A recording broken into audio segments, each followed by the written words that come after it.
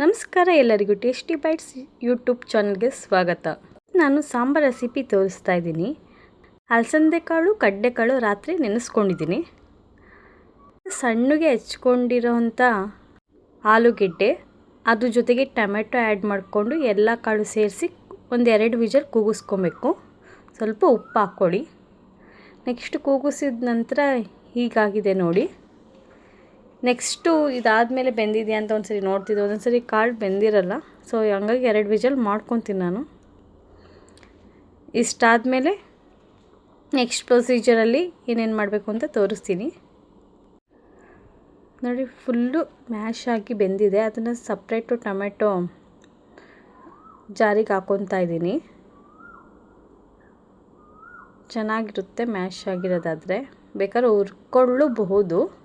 ನಾನು ಅದ್ರ ಜೊತೆಗೆ ಕೂಗಿಸ್ಕೊಂಡಿದ್ದೀನಿ. ಇನ್ನು ಮಸಾಲೆಗೆ ಈರುಳ್ಳಿ, ಜೀರಿಗೆ, ಬೆಳ್ಳುಳ್ಳಿ, ಬೇಕಾದ್ರೆ ಕರಿಬೇವು ಆ್ಯಡ್ ಮಾಡ್ಕೊಳ್ಳಿ, ಚೆನ್ನಾಗಿರುತ್ತೆ ಟೇಸ್ಟಿಯಾಗಿ ಅಂತ. ಚೆನ್ನಾಗಿ ಹುರ್ಕೊಬೇಕು. ಒಂದು ಸ್ವಲ್ಪ ಆಯಿಲ್ ಯೂಸ್ ಮಾಡಿ. ಆದಷ್ಟು ಕೊಬ್ಬರಿ ಎಣ್ಣೆ ಯೂಸ್ ಮಾಡಿ, ಚೆನ್ನಾಗಿರುತ್ತೆ, ಹೆಲ್ತಿಯಾಗಿರ್ತೀರ. ನಾವು ಮ್ಯಾಕ್ಸಿಮಮ್ಮು ಕೊಬ್ಬರಿ ಎಣ್ಣೆನೇ ಯೂಸ್ ಮಾಡ್ತೀವಿ. ಸಮ್ಟೈಮ್ಸು ಸನ್ಫ್ಲವರ್ ಯೂಸ್ ಮಾಡ್ತೀವಿ. ಇಷ್ಟು ಲೋ ಫ್ಲೇಮಲ್ಲಿ ಚೆನ್ನಾಗಿ ಹುರ್ಕೊಳ್ಳಿ. ಹುರ್ಕೊಂಡಾದಮೇಲೆ ಇಷ್ಟೇ ಚೆನ್ನಾಗಿ ಹುರ್ಕೊಬೇಕು. ಇದೇ ಪ್ರೊಸೀಜರಲ್ಲೇ ಚೆನ್ನಾಗಿ ಹುರ್ಕೊಳ್ಳಿ. ನೀವು ಇದೇ ಥರ ವೀಡಿಯೋ ಮಾಡ್ತಾಯಿರಿ, ಅಪ್ಲೋಡ್ ಮಾಡ್ತಾಯಿರಿ. ನೀವು ನಿಮ್ಮ ಕೈನಲ್ಲೂ ಒಂದು ಮೊಬೈಲ್ ಅನ್ನೋದು ಇರುತ್ತಲ್ವ, ನೀವು ಟ್ರೈ ಮಾಡಿ. ಮನೇಲಿ ಇರ್ತೀರಲ್ಲ, ದಿನ ಏನೇನು ಅಡುಗೆ ಮಾಡ್ತೀರಾ ಅದನ್ನು ಅಪ್ಲೋಡ್ ಮಾಡಿ. ಇಲ್ಲ ನಿಮ್ಮಲ್ಲಿ ಏನು ಸ್ಕಿಲ್ ಇದೆಯೋ ಅದನ್ನು ಅಪ್ಲೋಡ್ ಮಾಡ್ತಾಯಿರಿ. ನೀವು ಬೆಳೀರಿ, ಬೇರೆಯವ್ರನ್ನೂ ಬೆಳೆಸಿ ಅಂತ ಹೇಳ್ತಾ ಮುಂದೆ ನೋಡಿ. ನೆಕ್ಸ್ಟ್ ಇದೇ ಪ್ರೊಸೀಜರಲ್ಲೇ ಆಯಿಲ್ ಹಾಕ್ಕೊಂಡು ಲೋ ಫ್ಲೇಮಲ್ಲಿ ಹುರ್ಕೊತಾ ಇದ್ದೀನಿ. ಮತ್ತು ಕಾಯಿ ತುರ್ಕೊಂಡಿದ್ದೆ ಅದನ್ನು ಆ್ಯಡ್ ಮಾಡಿದ್ದೀನಿ. ಕಾಯಿ ಮತ್ತು ಎಲ್ಲ ಹಾಕಿ ಸ್ವಲ್ಪ 1-2 ಸ್ಪೂನ್ ಖಾರದ ಪುಡಿ, ಒಂದು ದಿನಕ್ಕಾಗಷ್ಟೇ ಮಾಡಿರೋದು. 2 ಸ್ಪೂನ್ ಖಾರದ ಪುಡಿ ಹಾಕಿ ಮಿಕ್ಸಿ ಮಾಡ್ಕೊತಾ ಇದ್ದೀನಿ. ಮಿಕ್ಸಿ ಎಲ್ಲ ಆಗಿ ರೆಡಿಯಾಗಿದೆ. ನೆಕ್ಸ್ಟು ಒಗ್ಗರಣೆ ಮಾಡ್ಕೊಬೇಕಲ್ಲ. ನಾವು ಯೆಲ್ಲೋ ಸಾಸಿವೆ ಯೂಸ್ ಮಾಡ್ತೀವಿ. ನೀವು ಯಾವ್ದು ಯೂಸ್ ಮಾಡ್ತೀರಾ? ಜೀರಿಗೆ ಆ್ಯಡ್ ಮಾಡಿದ್ದೀನಿ.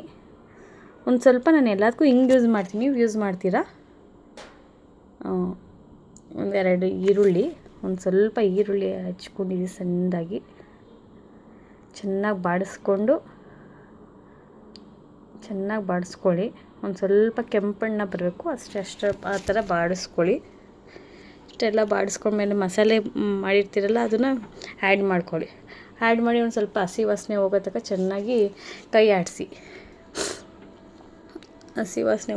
ಚೆನ್ನಾಗಿ ಕೈ ಆಡಿಸಿ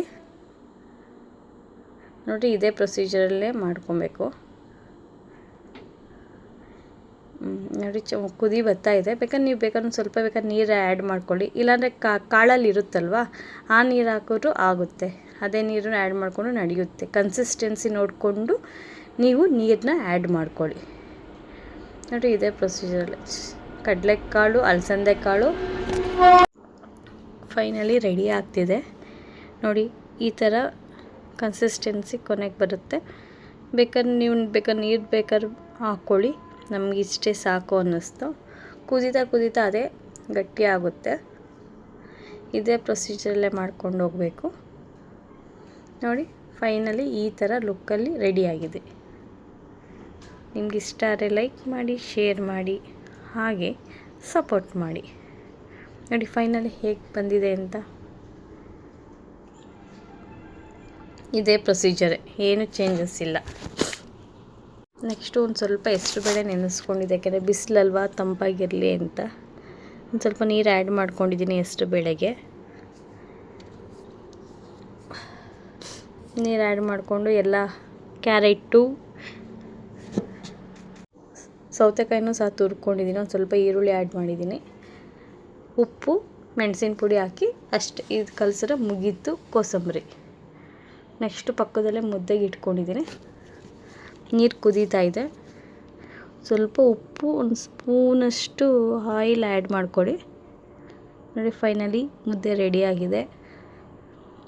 ಲಾಸ್ಟಿಗೆ ಯಾವ ರೀತಿ ಆಗಿದೆ ನೋಡಿ. ಅನ್ನ, ಸಾರು, ಕೋಸಂಬರಿ ಮುದ್ದೆ ಹಾಗಲಕಾಯಿ ಪಲ್ಯ ರೆಡಿಯಾಗಿದೆ. ಥ್ಯಾಂಕ್ ಯು, ಧನ್ಯವಾದಗಳು, ಶುಭ ದಿನ.